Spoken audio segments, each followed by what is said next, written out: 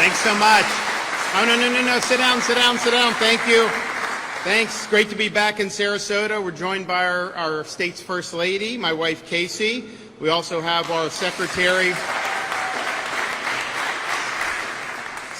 Department of Children and Families, Siobhan Harris, our DEM, Emergency Management Director, Kevin Guthrie, and then we've got Sandra Tapfume, Emergency Management Chief here in Sarasota County, and then our really carrying a lot of clout legislative leaders, Senator Jim Boyd and Representatives McFarland and Robinson. So I want to thank them for all their work and thank them for being here. So we've recently, of course, had Hurricane Debbie, and when you have these storms, there's a lot of different things that can happen. We've had storms like Hurricane Michael, which hit the Panhandle in 2018, that was almost like a tornado going through, Category 5 winds, and could obliterate things. We also have storms like Debbie that just leave a lot of water, and so it's not that the winds are knocking over all the buildings, but it's just areas are taking a lot of water, and we saw that from Sarasota, Bradenton, all the way up to north central Florida, where we saw the water get really, really high. So we prepare for whatever may come down the pike, and so for this storm, we had 17,000 linemen and utility crews ready to assist as soon as the storm passed. We activated the Florida National Guard and State Guard, and we had 2,400 guardsmen ready to go. We had 7 urban search and rescue teams. We had tarps, meals, bottles of water stationed, ready to go. We've distributed a number of the meals and bottles of water and some of the tarps immediately after the storm. But you're doing this, Florida Department of Transportation, clear the streets, make sure the bridges can be open. All these things happen, and we had, because of the linemen there, we had 675,000 accounts power restored within like 48 hours. And compare that, Houston got a storm similar to Debbie, and they had millions of people without power for a long time. So this is not something that is the norm in terms of how these responses work. So we appreciate that. But basically our view is we'd rather be prepared, over-prepared, and on this storm we were over-prepared. There were things that we did not need to deploy that we had ready, but we'd rather do that and be able to meet the needs. And then when things happen, we improvise. I mean, when they had the bridges that were knocked out in Ian, those weren't our bridges at the state level. They asked for help. We went in, we got those back up and running and connected people to their homes again. When we had some of the utility companies, the cooperatives and some of these in Southwest Florida that weren't really moving forward as fast on the power restoration, we surged mutual aid. We had these linemen from other companies show up to be able to get it done. And that's just kind of the way that we see things. Now, this storm is the first storm that included Hope, Florida. So Hope, Florida was spearheaded by the First Lady several years ago, and the impetus for it is just the recognition that government cannot solve all these problems that we deal with as a people. And particularly when you start talking about people that are less fortunate, they may need a hand up. Putting people on a dependency on government is not going to lead to them being able to realize their dreams, and we've seen a lot of government bureaucracies fail.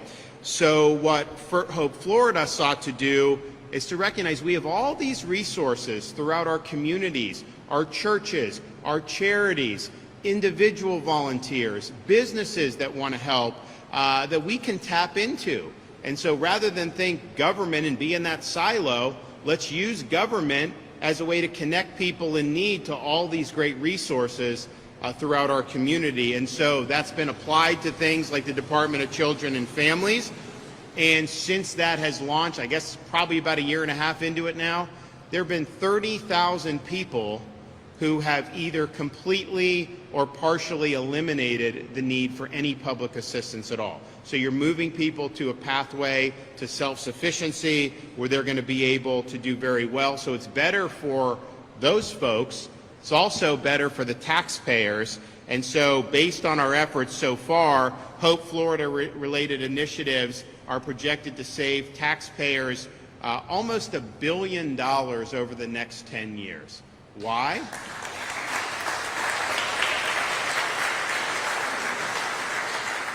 Why? Because you have needs. Those needs are being met by all these great resources we have.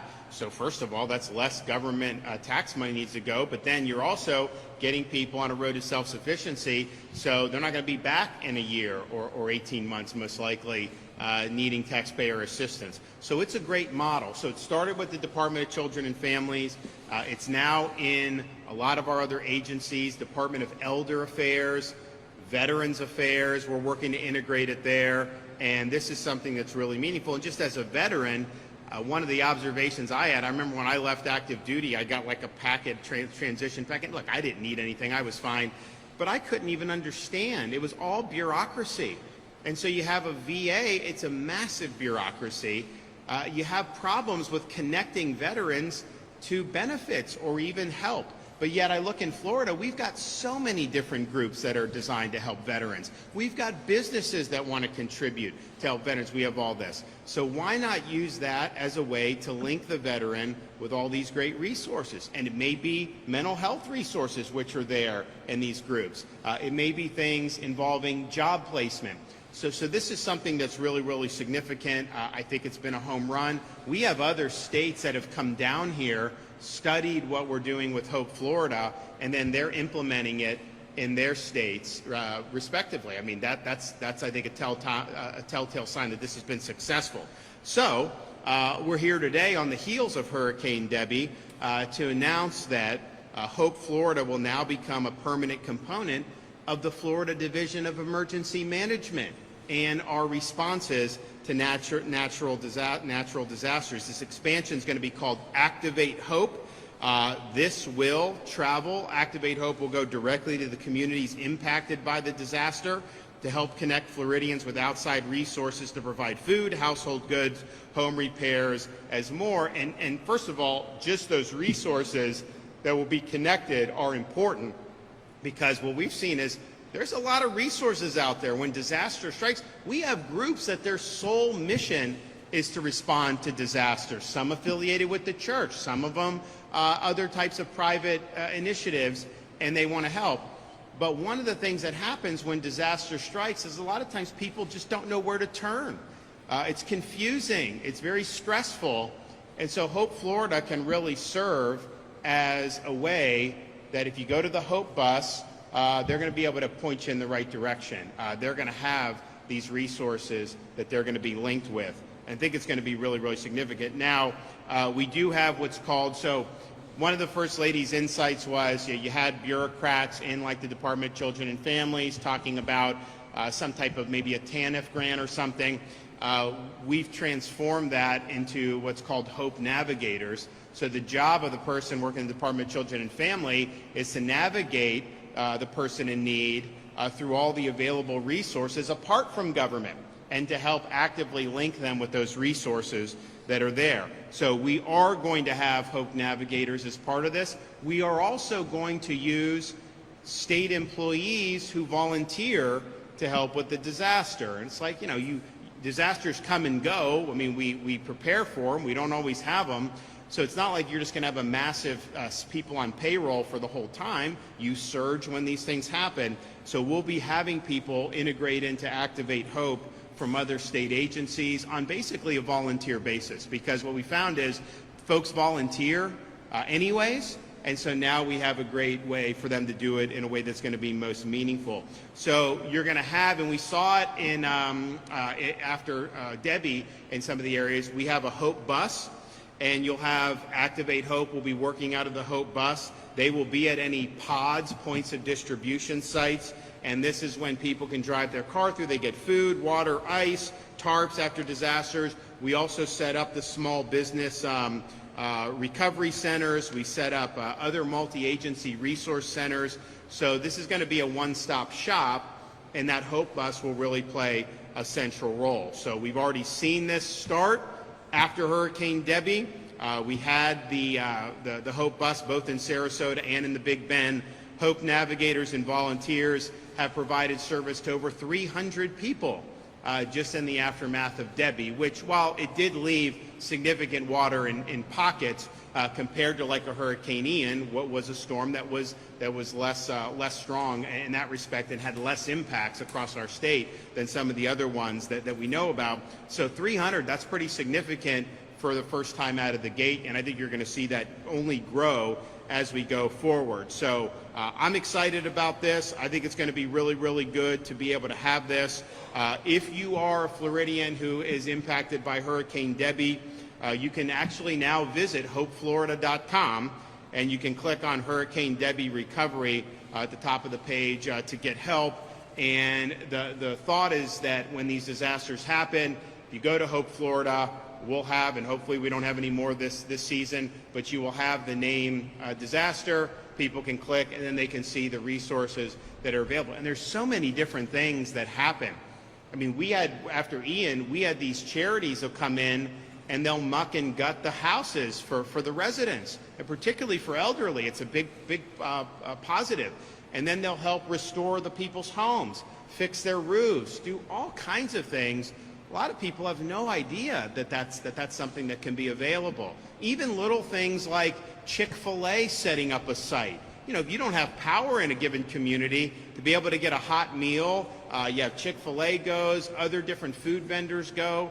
That makes a huge, huge difference for people. So this is all going to be on the website, and I think that's going to help folks a lot.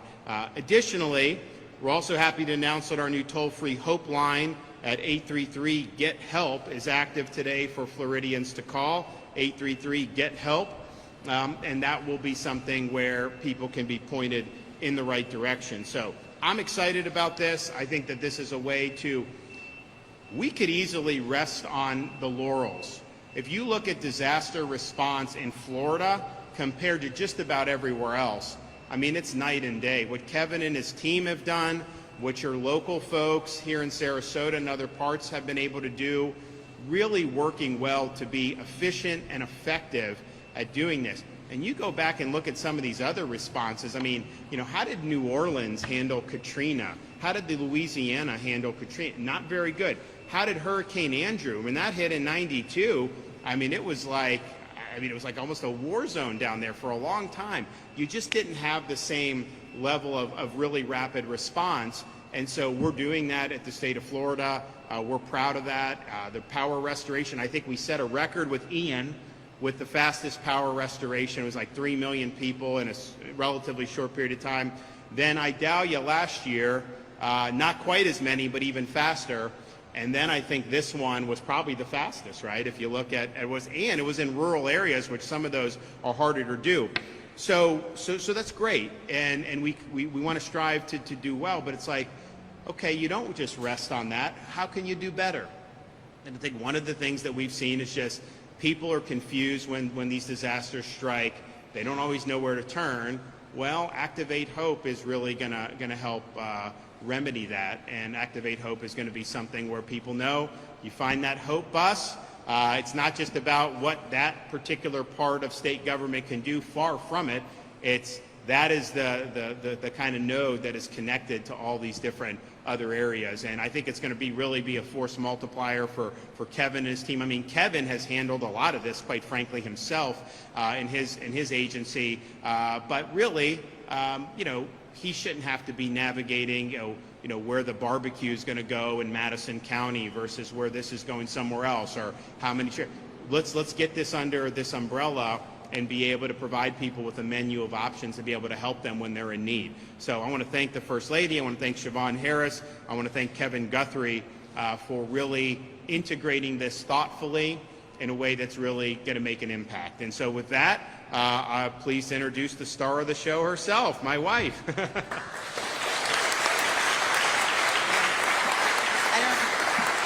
don't know about that, but I'll say this is the best team in the business, with the governor's leadership and obviously with the people sitting to my right and many more people who are behind the scenes. When an emergency happens, they activate and they know what they need to do to help people in need.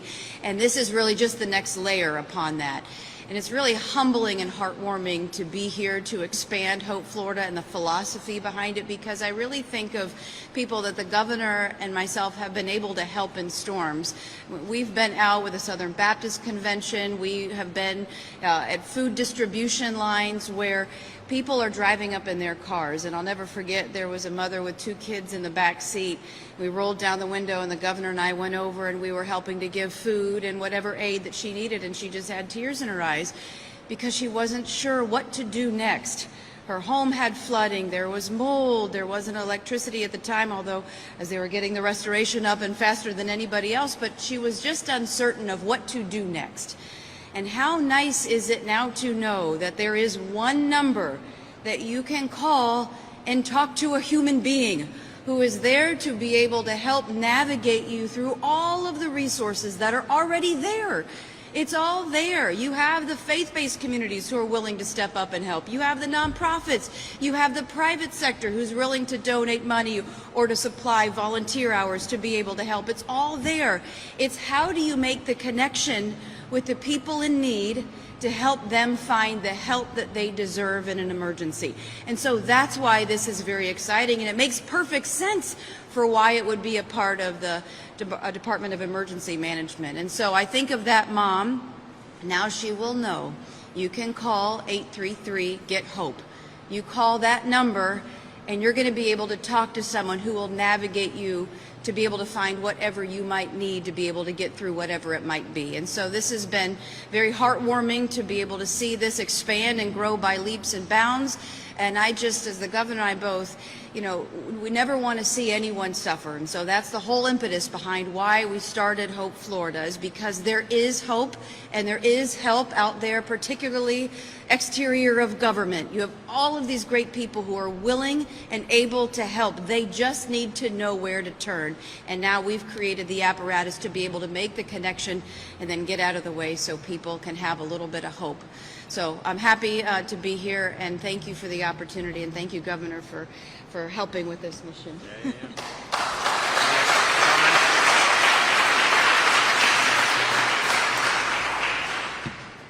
Good morning, everyone. I'm so honored to be here with Governor DeSantis, First Lady Casey DeSantis, Director Guthrie, and local leaders for this exciting Hope Florida announcement.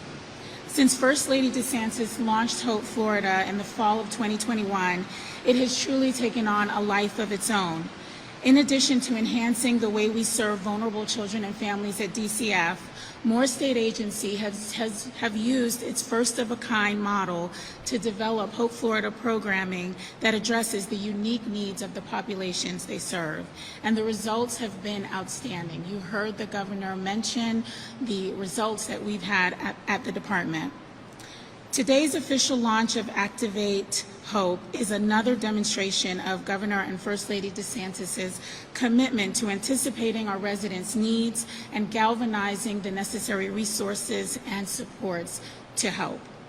Hurricane season can be a nerve-wracking time for individuals in our state, especially for those severely impacted by a storm, trying to navigate services and trying to figure out the road to recovery.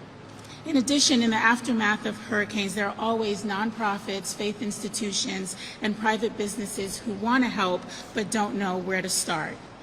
Activate Hope solves that, so Floridians in need can begin the journey to complete recovery as quickly as possible.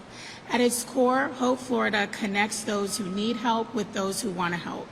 Individuals who contact us are sometimes having their worst days, and our Hope Navigators help them restore hope. The same principles that we use during normal times with Hope Florida are replicated through Activate Hope in partnership with the Department of Emergency Management, and it just makes sense. We've had the pleasure of working with DEM on a number of prior storms, the department in its capacity at DCF, and I've seen firsthand how Kevin and his team work tirelessly to make sure Florida's first in the nation in disaster response. And so we're so elated to be able to join forces, join arms, to make sure we can play a pivotal role through Hope Florida in helping individuals get back on their feet. Hope Navigators are available to meet individuals at disaster recovery centers or our multi-agency resource centers. And if you're not able to make it to one of those sites, we will come to you. While canvassing neighborhoods here in Sarasota in the aftermath of Hurricane Debbie, individuals remarked to our Hope Navigators how grateful they were that we were coming to them, as so many had experienced a total loss of their home and personal belongings due to flooding from a nearby creek. Our Hope Navigators took the time to listen to their stories, provide tangible items such as hygiene supplies and snacks, as well as initiating referrals to a wide array of local resources standing ready to help them rebuild. This just encapsulates the power of Hope Florida, and we're so excited about the expansion of the fleet of Hope buses that are available so that we can be in more areas at the same time. My hope and desire is that when communities see the Hope bus coming, it inspires hope, and they know that a better tomorrow is nearby. Thank you.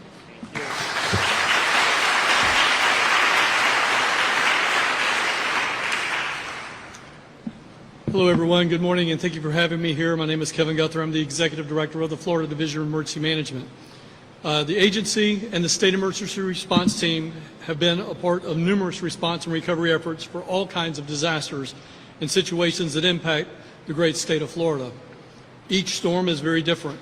Each response and recovery effort is very different and unique, meaning that we at the state level must be prepared for absolutely anything and everything. Through the dedication of the leadership of Governor DeSantis and the First Lady, and the collaboration and support of our partners like Siobhan and other state agencies, the state continues to innovate so we can better serve our residents. FDM's collaboration with Hope Florida is another useful tool in our toolkit that allows us to reach more survivors who need help and find ways to connect them with the services and resources faster than ever before. In response to Hurricane Debbie, the State Emergency Response Team has completed over 1,200 missions, which involved assisting counties in obtaining vital resources for their residents, deploying state resources such as food and water, and managing flooding in impacted areas. This addition of Activate Hope to our response and recovery efforts has made it easier to connect survivors across broad regions with varying needs to recovery resources. As the First Lady and I were talking on the plane down here today, it's just simple. One simple number, 833-GET-HOPE. Go to the Hope Florida website at hopeflorida.com. It's just a one-stop shop to get everything you need. Don't worry about navigating everything else that's out there. Just go to the one location that has everything.